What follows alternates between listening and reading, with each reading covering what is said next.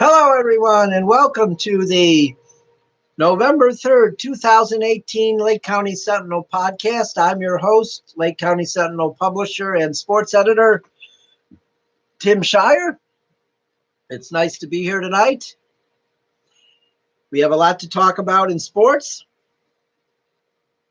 several topics, and then in our news and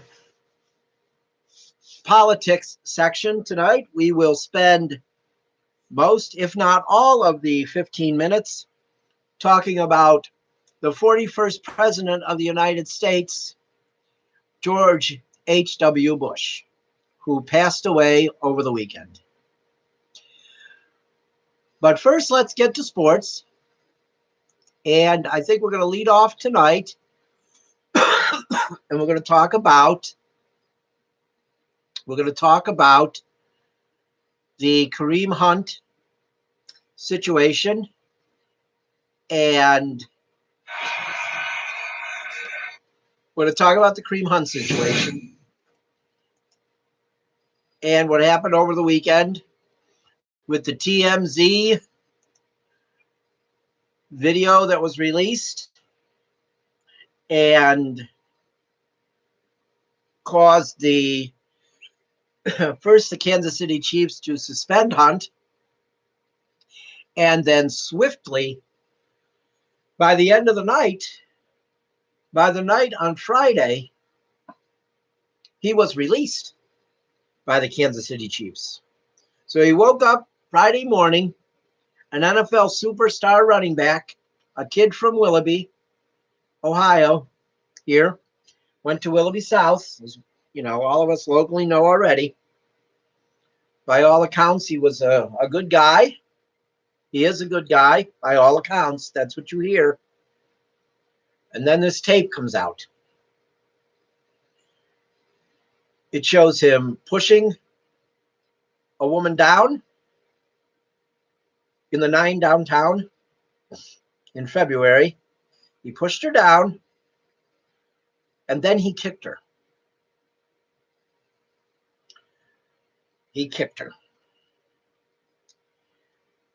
And then, reportedly, and he confirmed the reports yesterday in an interview Hunt did, he lied to the Kansas City Chiefs when they asked him about the incident.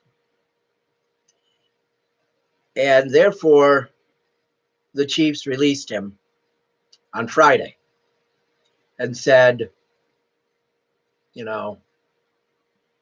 we love you. That's what he said. They said, but you lied and we have to release you. And he understood the fact he lied to them is what got him released. If he had been upfront about the incident, he may have still been on the Kansas City Chiefs. He's probably going to be suspended by the NFL. Who knows who he'll play with? Who knows who will pick him up? Who knows who wants to take that risk and the backlash that they're going to face when they pick him up? It's a shame. He had a really nice career going, but, he also hits women. I'm sorry. That's what he is. He hits women. And if he's going to do that, he definitely isn't a role model for kids. And don't give me that crap that athletes aren't role models, because they are role models. Kareem Hunt is a role model, and he hits women. I'm sorry. So he's released. He's no longer in the NFL. He's no longer with the Kansas City Chiefs. He may be back in the NFL. I would guess that he would be at some point because he's young. So I think he will be. But right now, he's out of the league. Let's move on. And let's talk about the Browns-Texans game yesterday. There was a lot of talk last week that the Browns are just really good by the Cleveland media. Going a little overboard. Why do we even need to search for a head coach? We got Greg Williams. Baker Mayfield is amazing. I said the Browns had played two inferior defenses the last 2 weeks. That was one of the reasons they won the 2 games in a row. And I got flack, of course. You're just a hater. No, I'm not a hater. I'm a realist. I knew what happened yesterday in Houston would happen. When the Browns offense faced a good defense, their deficiencies showed. They weren't able to run the ball as much. They weren't able to run it as well. And Baker Mayfield threw 3 interceptions in the first half. Okay? So what does that tell you? What it tells me is this is a young team that still has a lot of improvements to make before they can compete with good teams. I always think it's funny, though, when the Browns play the Texans and can't beat them. Texans came in the league after the Browns, 3 years after, and have had much more success than the Browns. Why is that, though? Browns fans like to use the excuse, oh, the NFL didn't like the Browns. The NFL didn't give the Browns a chance in the expansion. That's a bunch of crap. That's a bunch of crap. The Browns have just been a bad franchise. That's the problem. They've just been a bad franchise. Face it. Face it. Are they on the rise now? Do they have their best chance since they came back of finally being a good team and maybe making the playoffs and maybe sustaining a run where they make the playoffs more than 1 year and then don't for the next 14? Yeah, they do. But let's face it. Prior to this year, this organization has been a joke. So they lost to the Texans yesterday, a better team, a team with a really good defense, by the way. Okay? They got a really good defense. So what? They didn't sack Baker Mayfield. Who cares? You think the Texans went in the locker room after the game and said, let's not count this as a win because we didn't sack Baker Mayfield? No. They went in the locker room and they celebrated a win because they did their job and they won the game. They forced him to make bad decisions and turnovers. The fact they didn't allow a sack, who cares? Who cares? You know, you think you're going to be able to petition the NFL office and they're going to say, oh, geez, the Texans didn't allow a sack. Let's give the win to the Browns. How stupid. How dumb. Are the Browns better than they were last year? Jeez. A person that doesn't even know football could see that. But they're not up to the level of the Houston Texans, and I'm going to say it right now. Early in the week.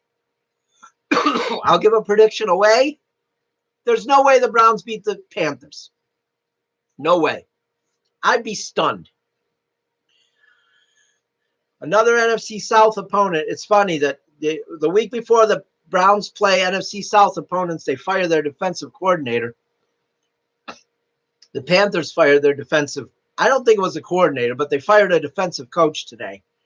So, but the Panthers have lost, I believe, they've lost 4 in a row, I believe. The Panthers. They've now lost. Yeah, the Panthers have now lost 4 in a row. They were beaten yesterday by Tampa Bay. That's a big rivalry game. So they've lost 4 in a row. I think they're going to be spitting mad coming into that game next week at First Energy Stadium. And I think the Panthers will beat the Browns. I just think they will. They're the better team. I love that. I heard on the one sports radio station in Cleveland today that the Browns may have more talent than the Panthers. Are you delusional? No, they do not. The Panthers have more talent than the Browns. and they're going to show it on Sunday. I'll give that prediction away right now. Panthers beat the Browns, and I don't think it'll be close. So now we're going to move on, though. We're going to move on now to the Cavs. They play tonight in Brooklyn against the Nets at the Barclays Center at 7:30. The Nets are 8-16. The Cavs are 4-18. If the Cavs win tonight, they move out of last place. Believe it or not, they move out of last place. They would move a half game ahead of the Chicago Bulls if they win tonight. So go Cavs. Come on. Beat the Nets. Get out of last place. Something the Browns haven't been out of much lately. But Jim Donovan will rip the Cavs. I'm sorry, you will. I'm sick of that guy. I'm sick of that guy ripping every sports team in Cleveland but the Browns because he works for them. Okay? Go Cavs. Beat the Nets tonight and get out of last place. And then we have the Monsters, the Cleveland Monsters, who are in third place in the Northern Division of the AHL. They are 1 point behind Syracuse and the Syracuse Crunch, and they are 3 points behind the first place Rochester Americans. So they need to have a good week. They're on their Pennsylvania swing this week. They play at Lehigh Valley Wednesday night. Then they go to Scranton, Wilkes-Barre on Friday, and then they head back to Lehigh Valley on Saturday. So they have 3 games in Pennsylvania this week. Let's hope they can win them all and move up in the standings in the American Hockey League's North Division. And then, this is pleasant news. This is very pleasant. We have the Mentor Icebreakers, who started the season 0-6 and are now 4-8. They're 4-8. They started out 0-6, and now in their next 6 games, they are 4-2. They won 2, they lost 1, then they won 2, then they lost another one. They are 4-6, 4-2 in their last 6 games, and are looking better. This first-year expansion team in the Franklin Hockey League. They play at the Mentor Ice Arena on 6/15 in Mentor, and they are doing better. They have started to turn the corner and look like a pretty good hockey team here. You know, winning 4 out of 6. So that's really nice. That's nice for hockey fans in Lake County. Their next game is against the Watertown Wolves, who they played quite a bit this year. I think they beat them only 1 time, but they have played them quite a bit, I know, in this early, in the early season. And hopefully they can beat them and, get to 5-8 and win 5 out of 7. So, but that's going to be it for the sports portion of the show tonight. When we come back from the break, we're going to talk about former President Bush 41, George Herbert Walker Bush. We'll be back in a minute.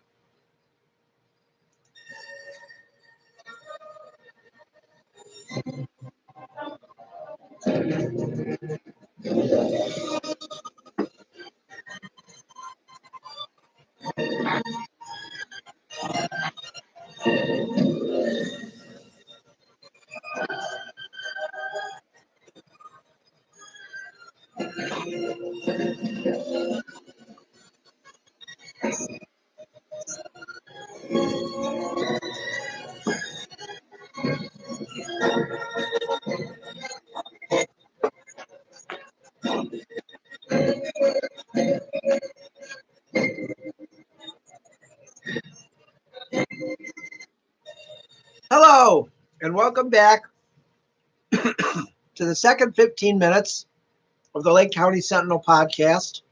Tonight, we're going to spend this second half of our show, paying tribute, and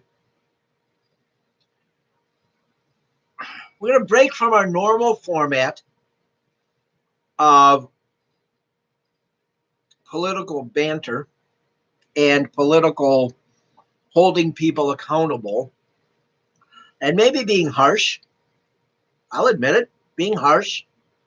Tonight we're gonna put that aside, and we're gonna just talk about a great man, George Herbert Walker Bush, born at 173 Adams Street in Milton, Massachusetts, on June 12th, 1924. His parents are Prescott Sheldon Bush and Dorothy Bush, maiden name Walker.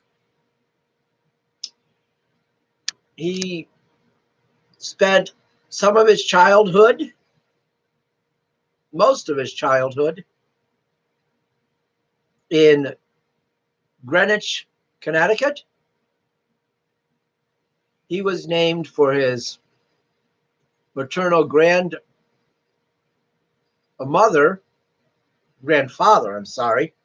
George Herbert Walker, and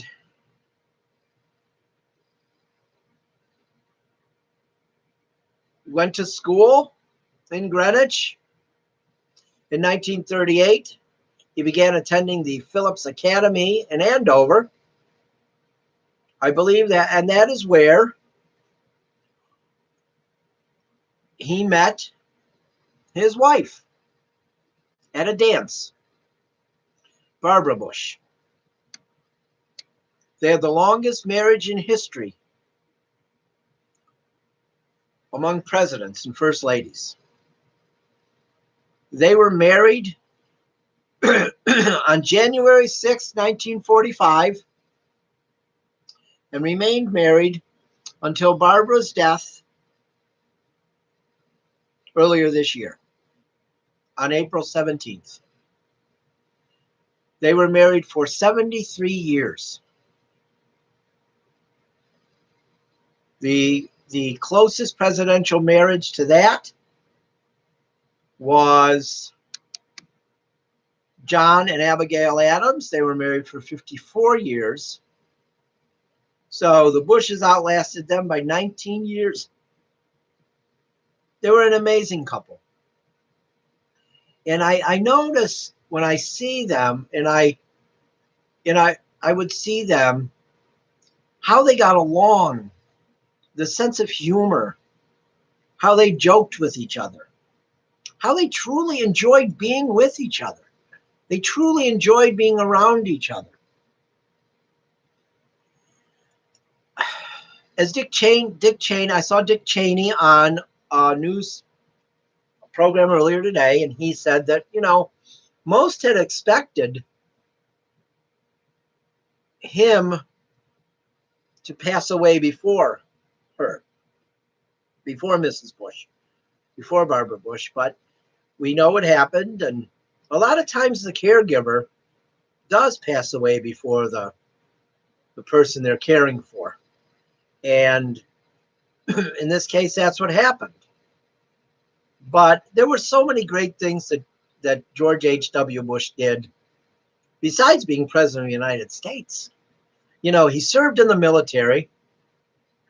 He entered the military following the attack on Pearl Harbor. He was only 17. And, it was actually on his 18th birthday, he entered the military after he graduated from the Phillips Academy. He became a naval aviator, which he truly loved. And he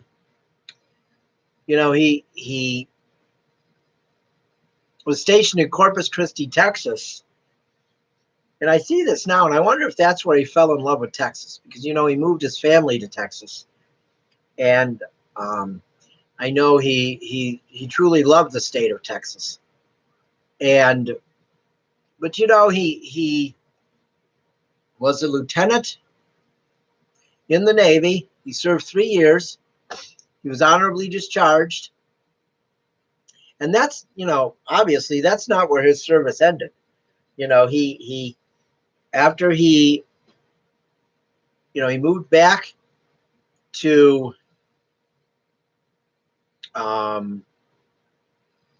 Connecticut with Barbara. They were married on January 6, 1945. He left the military, honorably discharged in September of 1945, 1 month after Japan surrendered. And then they were married, and he went to college. He went to Yale. He played baseball at Yale. He was the president of the Delta Kappa Epsilon. He was also he was a member of the cheerleading squad, just like his son George. And he also, in 1948, his senior year, he was the captain of the baseball team, and he met Babe Ruth only 1 week before Babe Ruth passed away. I had seen some interviews with him, and he said it was one of the greatest memories of his life, meeting Babe Ruth.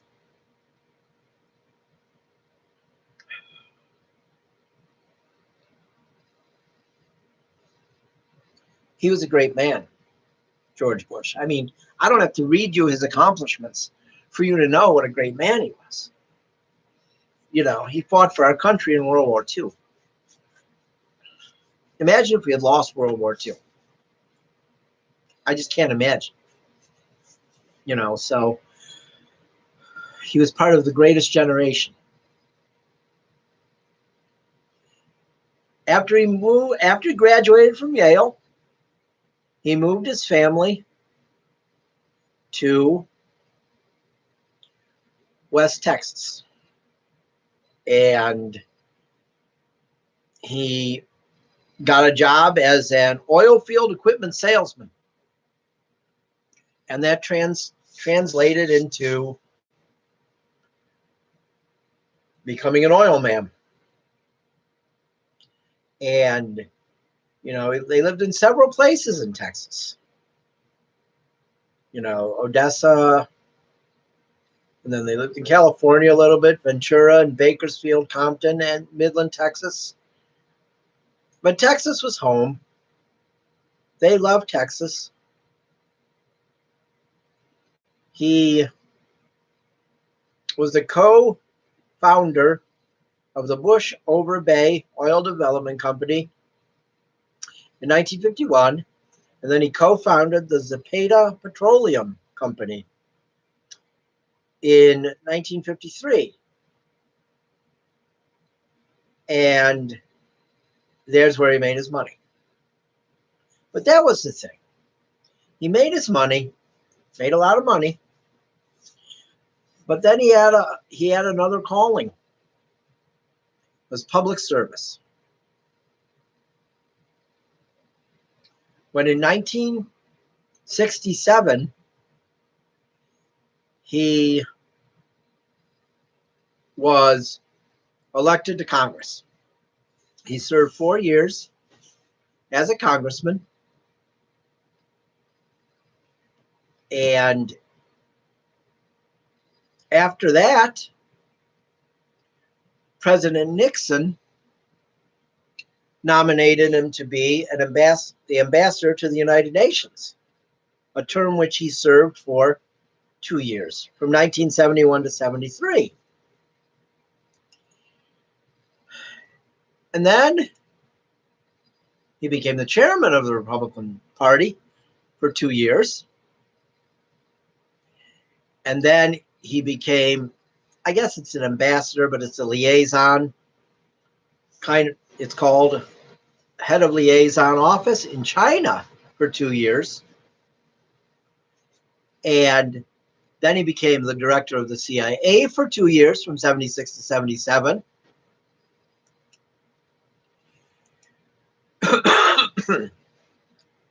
And he took after when Jimmy Carter became president, he took the job as a banker, head of a bank in Houston. And then he wanted to run for president in 1980. Well, he didn't. He was not able to defeat Ronald Reagan in the primaries. So Ronald Reagan got the nomination. And as we know,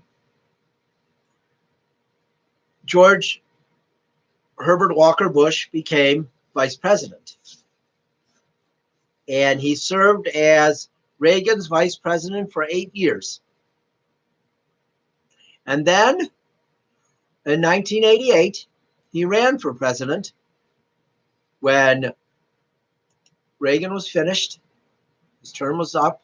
His second term was up. So Bush ran for president, and he successfully defeated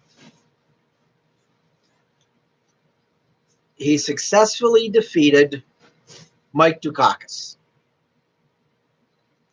and Dukakis' running mate Lloyd Bentsen. Beat them soundly. The Electoral College count was 426 to 111. He won the popular vote 53%, while Dukakis got 45.6%. And he became president. And he served for 4 years. He lost re-election, but during his 4 years, he led the U.S. through the Gulf War successfully, saw the fall of the Berlin Wall and the fall of communism. He made a campaign promise in 1988 that I believe cost him a second term, when he said that